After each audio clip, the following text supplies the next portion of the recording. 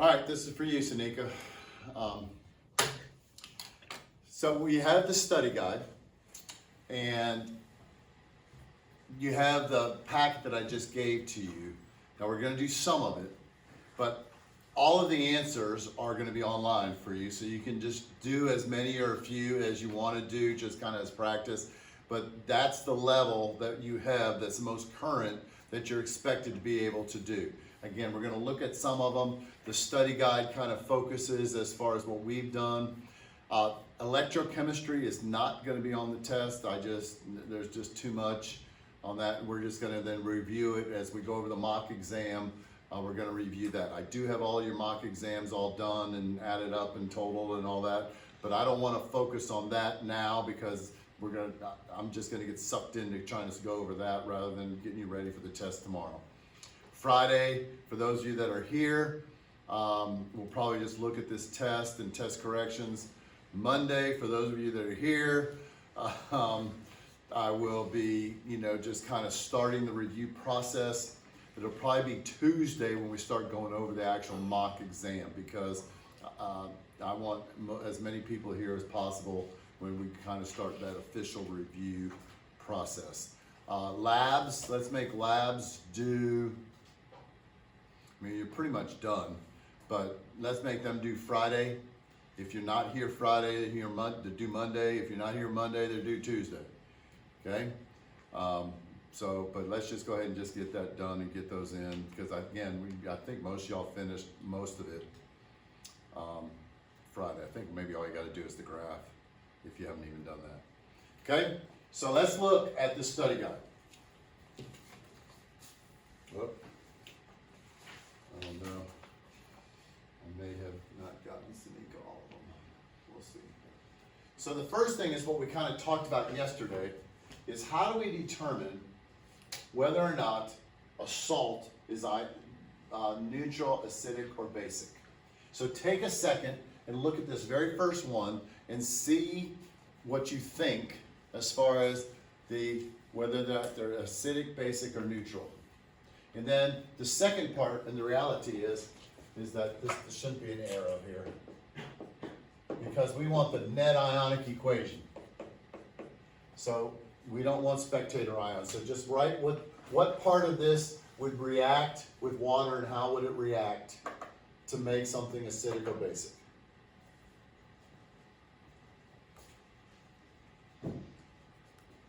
Go ahead and pause the video until. Okay, so now let's look at this. Okay, so how do I know if KBr is acidic, basic, or neutral?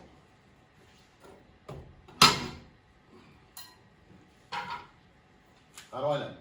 What do I do? Nobody? Just guess? You do the net ionic.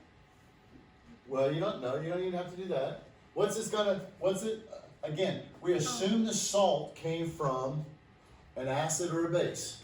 An acid plus a base.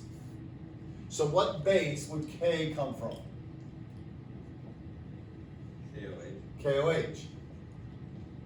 What acid would the Br have come from? HBr. So what type of base is KOH? Strong base. What type of acid is HBr? Strong acid. So if it's a strong and a strong, what type of salt gets made? Neutral. Okay, so obviously this didn't stick very well with y'all yesterday. Okay? So we just put it, the positive thing always comes, we assume the salt is made from an acid base. Now there's a ton of different ways you can actually make the salt. But to determine whether it's acidic, basic, or neutral, assume it's made from combining an acid and a base. Because you always get a salt and water. So the positive thing is always going to come from the base, so add an OH. The negative thing is always going to come from an acid, add an H. And then determine whether or not it's strong and strong is going to be neutral. So if we do that here, what do we get? What's the base? What's the acid? An NaOH. An HClO. And HClO. What type of base is NaOH? Strong base. This is a weak acid, so what type of salt is it going to be? Basic. Okay? So now let's look at that one. Since we're right here. So what part of this is actually going to react with the water? The Na plus or the ClO minus? ClO minus. The ClO minus, because the part that comes from strong, remember, is a very weak conjugate. Alkali metal, sodium, the things that are always soluble are the ones that are inert. They're not going to react with the water. They're not going to do anything. Okay, so they're going to be spectator ions. So we're going to ignore the Na and just have the ClO minus. So ClO minus plus water. Now, we already determined it's basic. So what ion must be formed if it's basic? OH minus. Okay? Now, I like to think of water also as an HOH. So if I have OH minus, what's left? What else did I make? HClO. Because if this is basic, bases do what with hydrogens? Take them. They accept them. So it's going to go back to the acid, because weak acids would much rather be in the molecular form than the ionic form. So it's a basic salt, but it's the conjugate of the weak acid that's actually reacting with the water. Y'all seeing that? You must know that. Okay, I guarantee on the test. So then this one, what's this? What two things did this potentially come from? NH3 and HCl. Well, NH3, but let's just make it simple, NH4OH and HCl. Now it was NH3. NH3 this is kind of the hydrated form of NH3, but just make it NH4OH. Okay, and it's not one of our 7 strong bases, so I know it's weak. Weak base, strong acid, so what type of salt is it?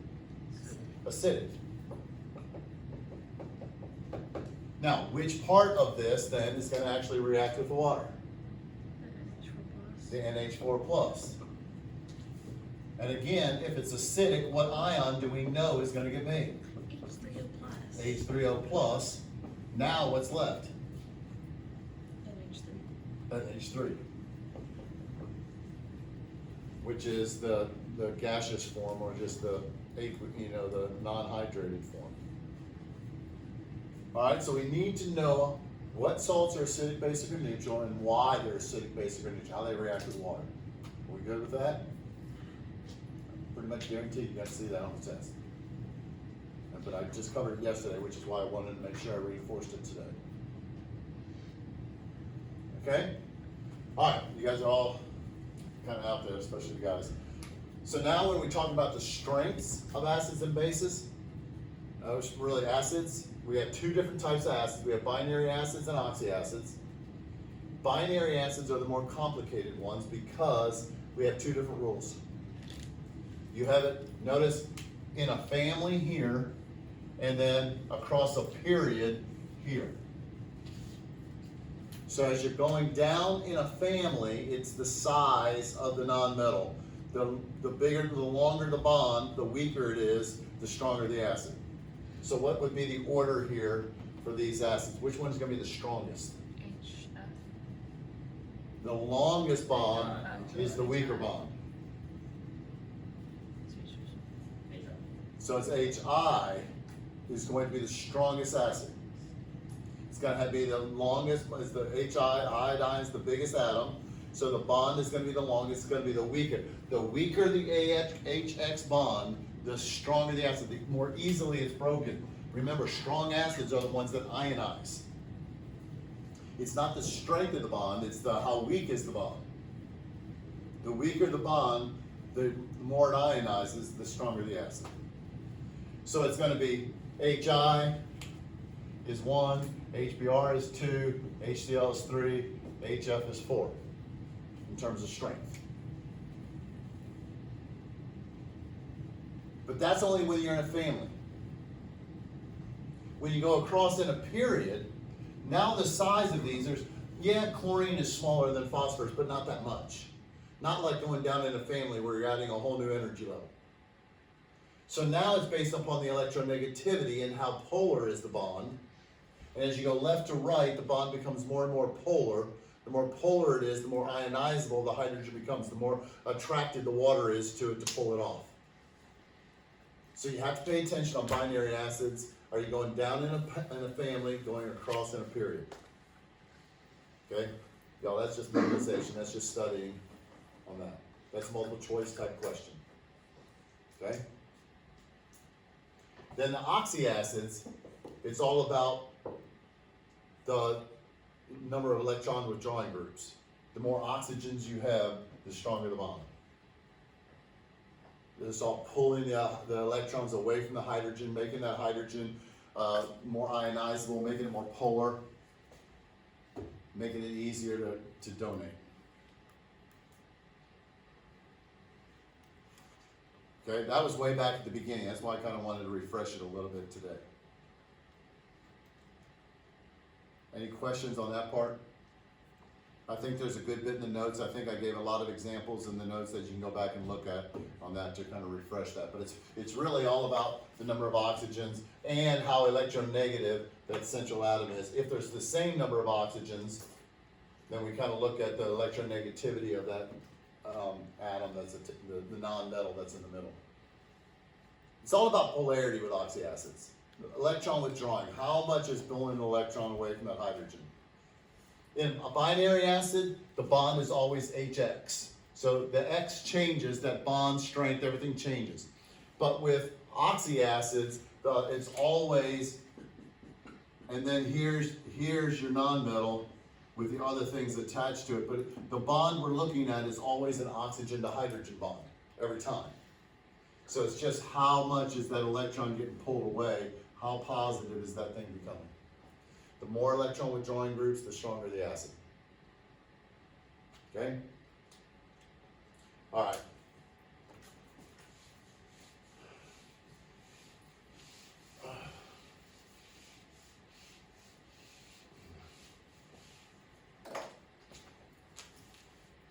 Now, the rest of this is just kind of the common knowledge stuff. Just know your strong acid pHs, weak acid, strong base, weak base, approximate pHs. Just know, again, the values. You need to know your 7 strong acids and bases. Now, am I going to take that chart down tomorrow? No. If you're making up the test, though, you might be in another room, may not have the chart. Okay? I don't know who, some people aren't going to be here, you know, have to make it up. I don't know. Okay? You do need to highlight this. Know these two. Know these two. The most common weak acid is acetic acid. The most common weak base is ammonia. They both have a Ka and a Kb of 1.8 times 10 to the minus 5. You have the same value for Ka and Kb.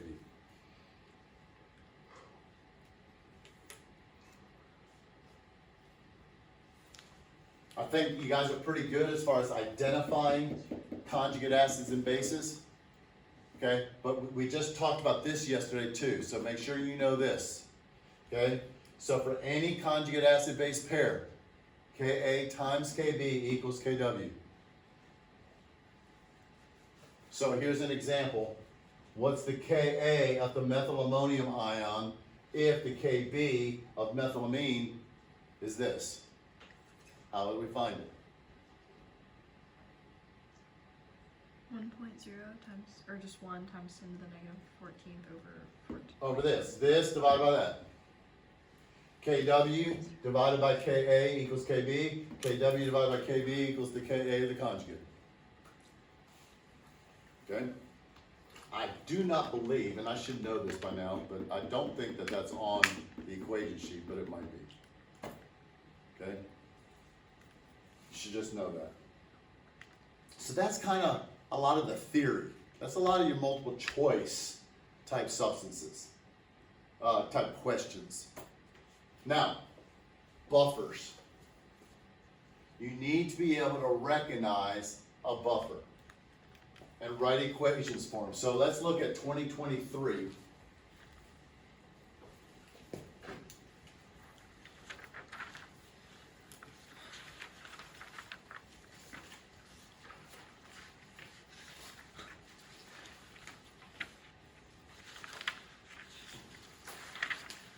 Now, 2023,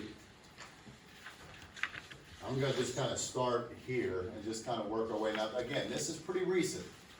This is number 4. This is going to be a short question. This is going to be a 4-point question. Okay? So we're gonna start here, and we see this term buffer, and all of a sudden we think, ooh, this has to be a really hard problem. But don't overthink, don't stress yourself out before you even start reading. A student is asked to prepare a buffer with equal molar amounts of CH3NH2 and CH3NH3Cl.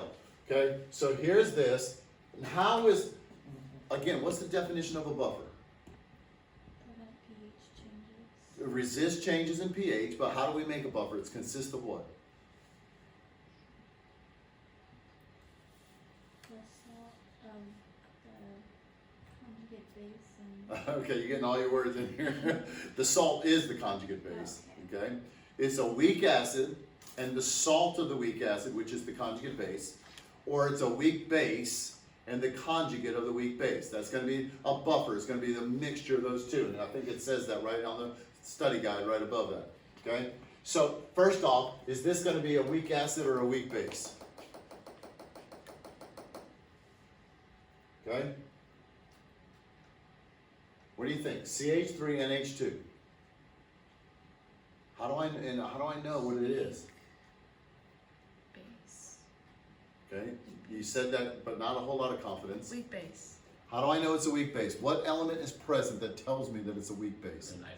The nitrogen, because it's got this lone pair of electrons on it. Remember, our weak bases are always going to have that in there. What are our acids? What's going to be the formula of all of our acids? What's going to be first? H. Or if it's an organic acid, at least they'll say COOH.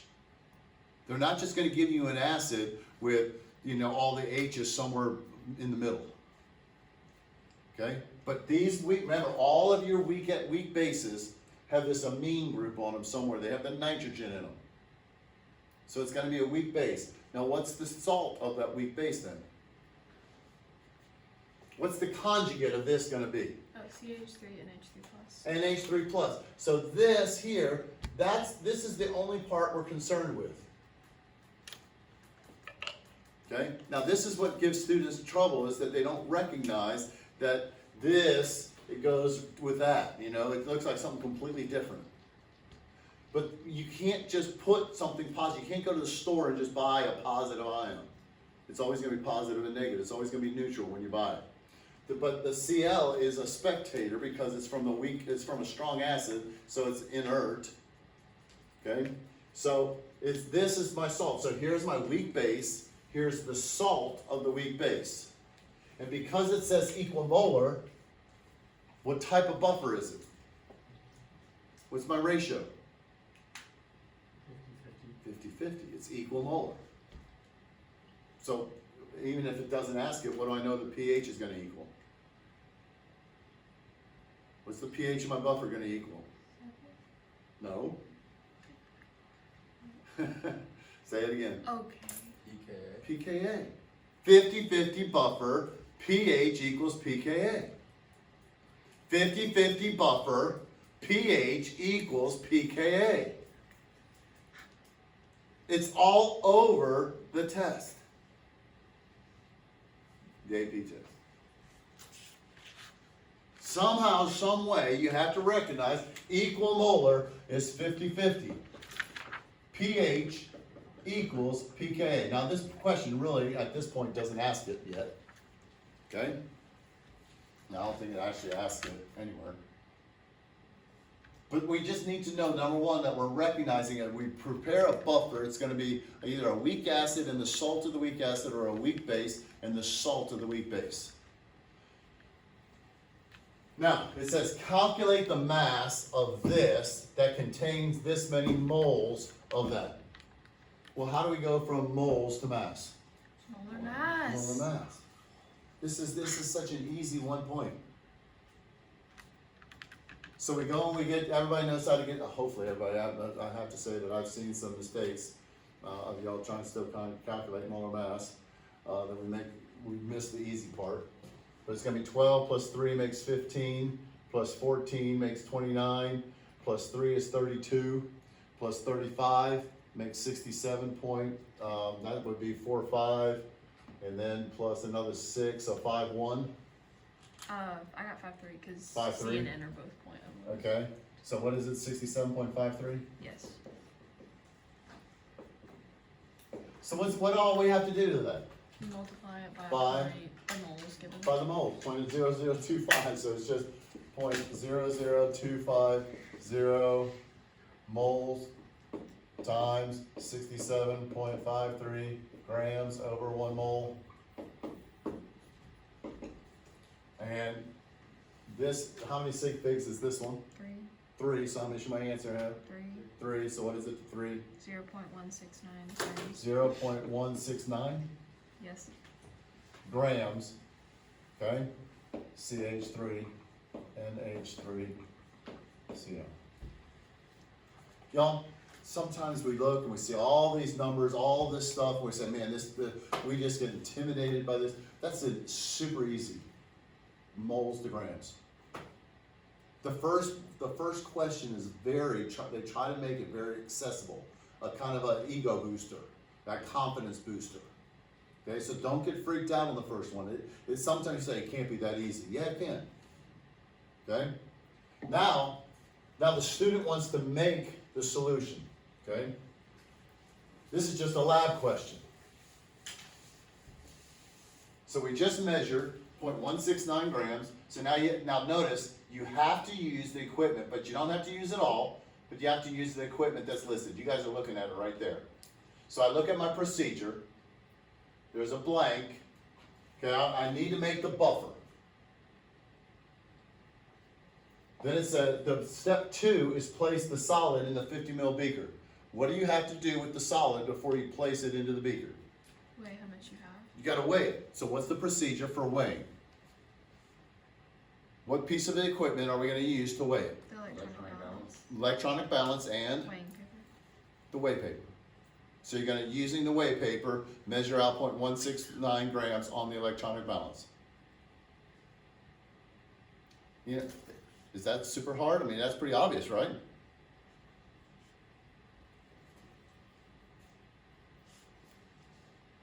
Again, this is 2 years ago. This isn't like, 1999 or something. This is a real current. So then it says, okay, so I place the solid in the beaker. Then it says clean the burette and rinse with distilled water.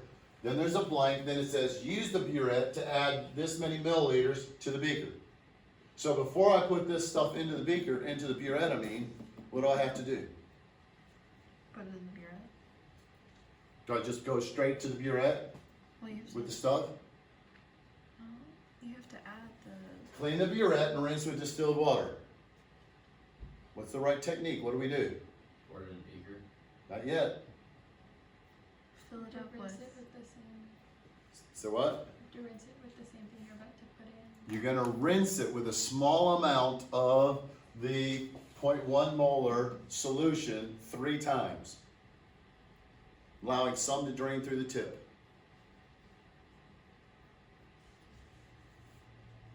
Whenever you transfer, whenever you go and you clean something and you're going to put, if you didn't rinse it, what's going to happen if there's a little bit of water left on the inside? It'll affect the solution. It's going to dilute it some, right? So you always have to rinse it with a small amount of whatever you're going to put into it. Okay? Rinse it and coat the inside and let some drain through the tip, and we're going to say we're going to do that 3 times.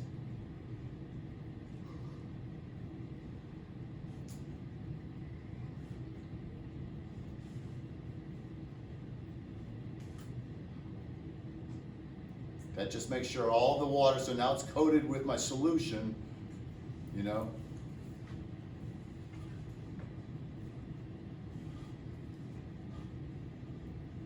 And that's all you had to do on that part. And I think this is probably 2 points. The number A, part A was probably 2 points. Probably 1 point for getting the molar mass, and probably 1 point for getting the right answer. Well, I don't know. Maybe it's 2 points here, one for each of these 2 steps, maybe possibly. But then we go to part C. Part C.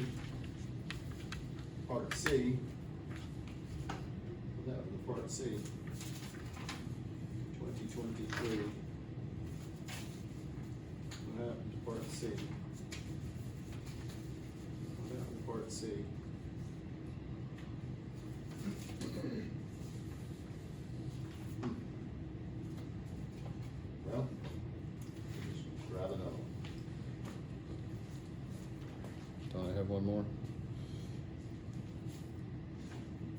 C?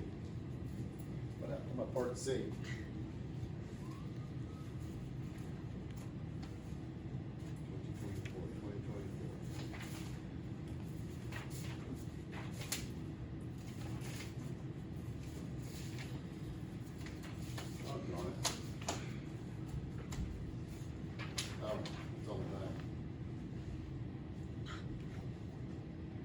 Okay, so now we have the same reaction. We come back. Notice it says KB. If for some reason you didn't know at the beginning that this was a base, and they asked a question about it somehow, or made you want to write an equation how it reacted with water, you come back and you see this and you see KB, ooh, maybe I need to go back and check that out. Okay? But it says the KB for this and the pH of the buffer is 10.64. Okay? Now, we have a 50-50 buffer. How would I know what the pOH is to start with? How could I find that pH just given this, knowing that it's a 50-50 buffer? P of that equals PKB. pOH equals PKB. So somebody take the negative log of this number for me, 4.4 right here, times 10 to the minus 4.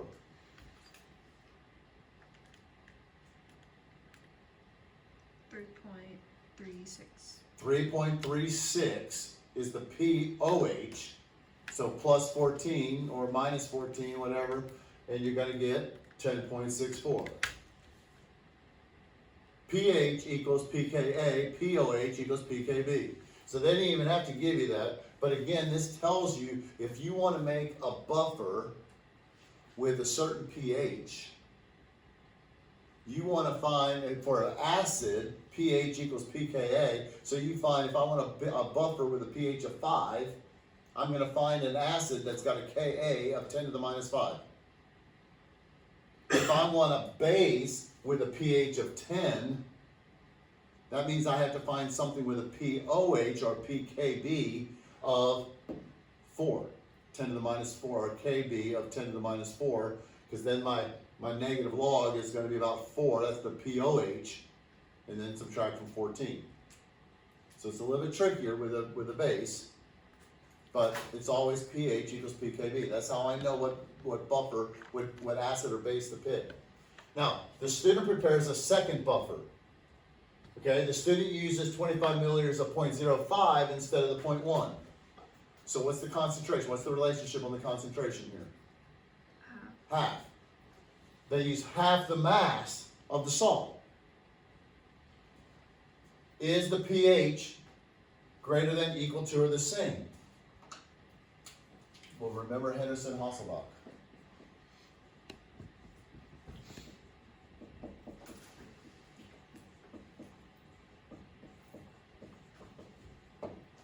pH is equal to pKa plus the log of the conjugate base, in this case X minus, over the acid, which is HX.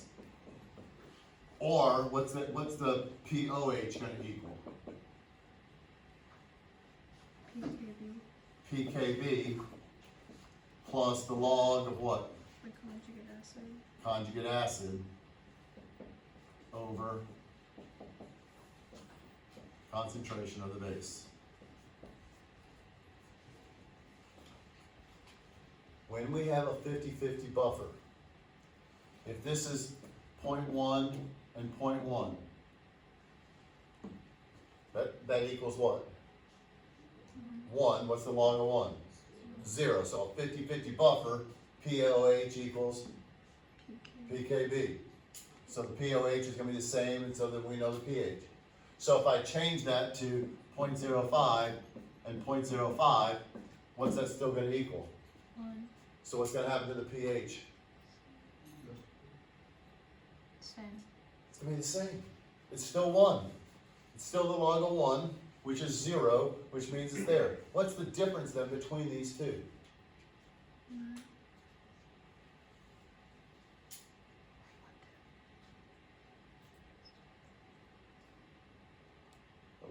Are we confused about something? The what two? Which two? The difference What's between the difference between the first buffer and the second buffer? There's none. But as far as pH, The second buffer weighs less. weighs There's less. less of it. There's less of it. What is that? What do we call that? Which one can handle putting more acid or more base into? The first one or the second one? First one, Why?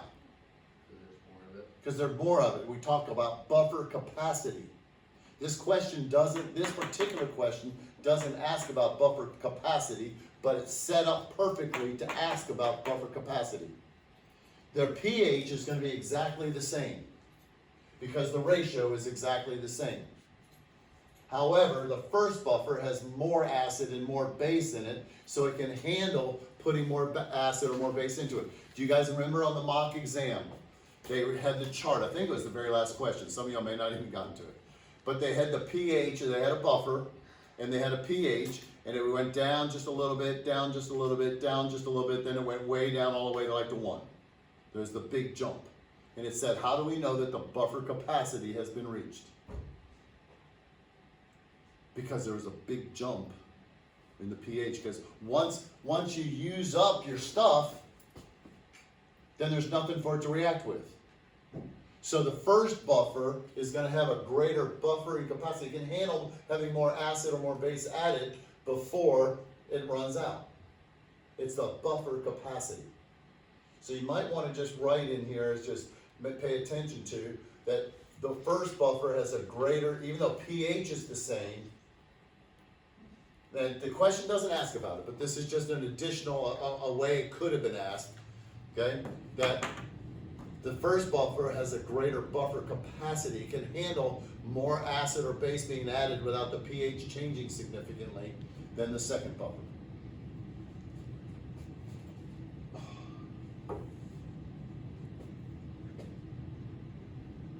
Okay? So, two things on that one. So they like to ask questions. You change this. If the ratio stays the same, the pH stays the same, it's just the buffer capacity changes. That's the question you get asked all the time.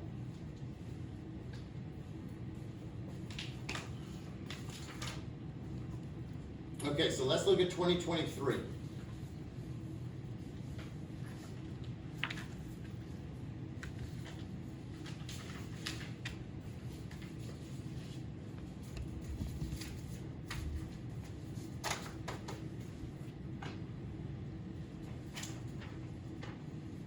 So this is all about buffers. So when you ask the question, what determines the pH of a buffer?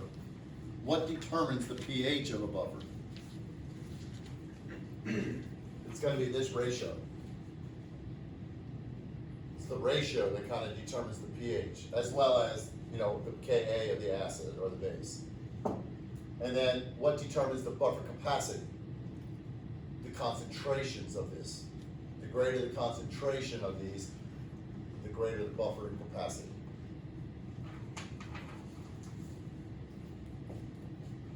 And then how do we predict what indicator to use? I think we talked about this. How do we know what indicator to use as far as end of titration? The one that's closest to the equivalence point. The one that's what's closest? Okay. The pKa of the indicator is closest to the pH at the equivalence point. Okay? Now, let's look at this one. Here's another classic. This is number 5. This is another short question, 4-pointer. Calculate the number of moles of HCl. Now notice, a sample of HCl is stored in a rigid 6-liter container at 7.45 atmospheres and 296 K. What just went off in your head? PV equals PV equals nRT. Okay? Then they change it to some different temperature, calculate the new pressure. You can just use PV equals nRT again. Okay? We don't need to do that. We're not testing on this. But here's your Cl minus. Okay? Use Mickey Mouse. Notice it says use Mickey Mouse. But how many water molecules did the directions say to draw? 3. Does it say at least 3? Has 3 underlined, right? How many do you think they want you to draw? 3. Do we need to label the hydrogens or the oxygens? No. Do I need to put charges on anything? No. Just draw it like they have it, Mickey Mouse. So we put 3. Now, which part of Mickey Mouse is going to be attached to the Cl minus? The small circles. The hydrogens. Okay? So you're just going to do this. That's all you got to do. That's another easy point. That's it.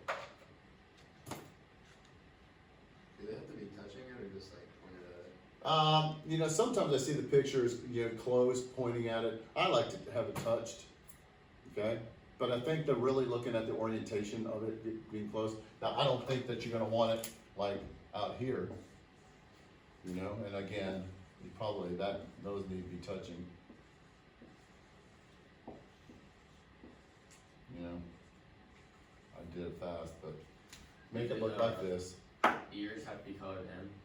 Probably not. But again, look, how long did that take me? They said use this. Use this to represent the water molecule. Use that. Use, when I was at the reading on Monday, you know, a guy said, and this is ATFQ. Answer the freaking question. Okay? Answer the freaking question. Use the prompt to answer it. Do it just like they say. Don't say, well, can we do that? Do it like that. Because that's what they said to do it. Okay? Just answer the question and do it right. All right. So those, again, that's 3 easy points right there. Okay?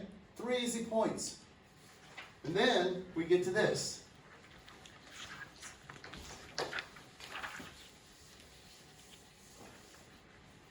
No. Because we've memorized, are these all strong acids? Even if we haven't memorized, what does this tell me? How strong are How strong they are. Which one is the weakest? H and O2. What does that mean? It doesn't completely ionize. It doesn't ionize as much, right? These are all pretty big numbers. Just for the record, these 2 are 6 strong acids that we memorized. That for all practical purposes, what do we say in terms of percent ionized? 100. 100%. Is this 100% ionized? No.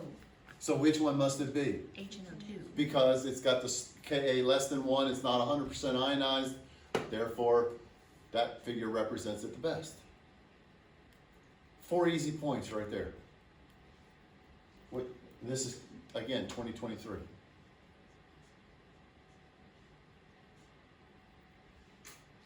So doable. And y'all, I did great. All of y'all, I have everything, and we're going to start again on Tuesday. And a lot of y'all scored high 3s, low 4s. Okay, there weren't any 5s. But the points that you left on the table are so easy. Once we review and stuff, even if you're in the 50 out of 100 points, to get to a 75 is still so doable because of the number of points. Number 1, we didn't get to the end because of timing. Number 2, just some things that we just hadn't reviewed, that we made some silly mistakes that if we just review, it's going to be, you know, we're going to be able to do it. But these are things that, you know, we can get easy money points here. Okay, so that was 2023. Let's look at this one. Well, 2024, last year. Okay? So here's kind of like this. So which hydrogen most readily participates in the chemical reaction? The one on the far right. Okay, the COOH. We've seen that enough, right? So what's the only thing you have to do? Circle it. Circle it. No explanation. So it's that hydrogen that's going to come off. Pretty good there. Now, a student begins the experiment by dissolving 10.22 grams of sodium hydroxide with a molar mass in enough water to produce 500 milliliters. We'll calculate the molarity. Well, what's molarity equal to? Moles over liters. Okay? And they give you the molarity, so it's simply going to be 10.22 divided by 40 divided by what? 0.5. 0.5.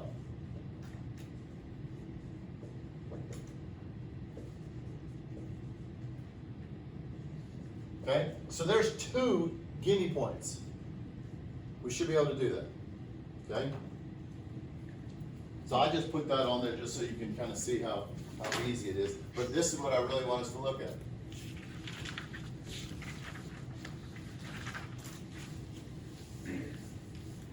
So here's my graph. Use the information in the graph to determine the approximate pKa of the lactic acid. Well, how do I know that? Where? At the equipment. Not at the equivalence point, at the Half equivalent. half equivalence point. Where's my half equivalence point? Where? 8, right? Because 16 is my equivalence.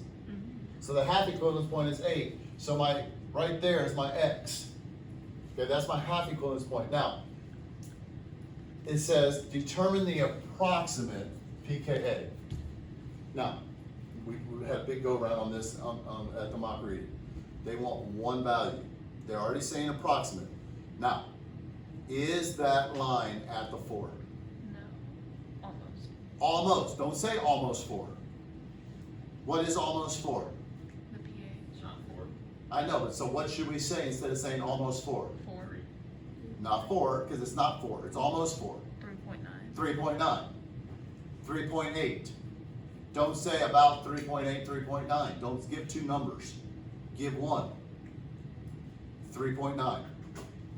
The bond angles, when we were talking about the bond angle on the mock exam, they didn't want just a little bit less than 105. Well, how much is less than 105? Is that 0? If you put 105, you got credit. If you put a little less than 105, you didn't. Which to me is a little picky, but you know, they want one number. It's already approximate. You just need to be in a range. They'll give you a range. Just put one number. If they wanted a range, they say, what range would it be in? But they say, what is the approximate pKa? Put one number. Okay? 3.9, 3.8 to me would be acceptable answers. 3.9 to me would be the best answer.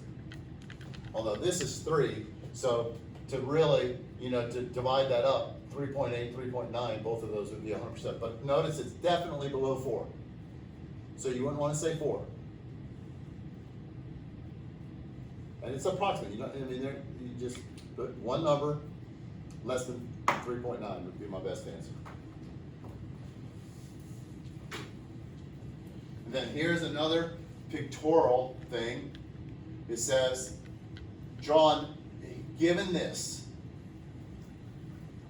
So here's my lactic acid. Now they already told you. Now they didn't put the H out in front on this one or do the COH, but they told you that this is lactic acid. Okay?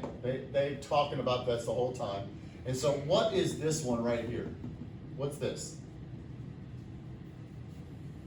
Hydrogen. That's the hydrogen that's going to be donated.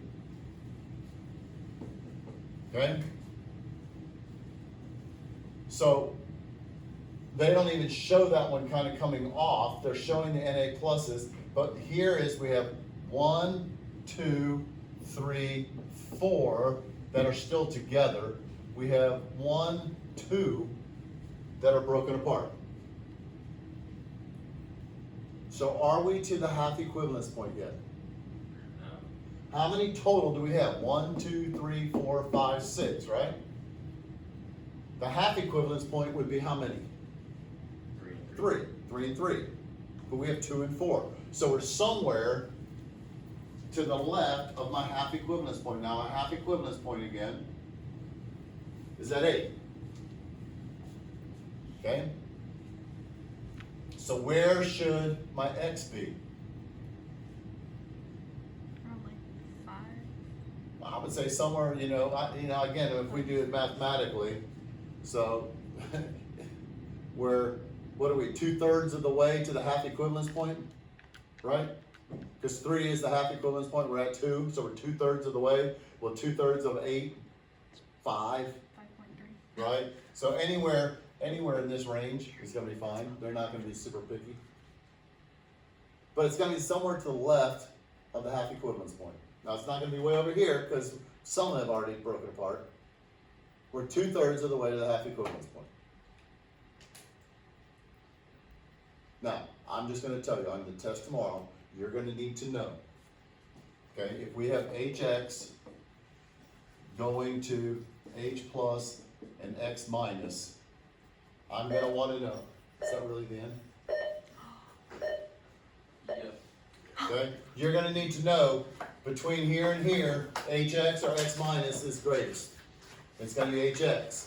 Here, they're equal, here, X minus, here, it's only X minus. We need to know it on the graph, where everything is, okay? All right, so just look at, again, practice problems. These are all just for you to look at. The study guide hopefully will help narrow your focus a little bit. And, test tomorrow, and y'all have a great night, and go Jags. Hope you feel better.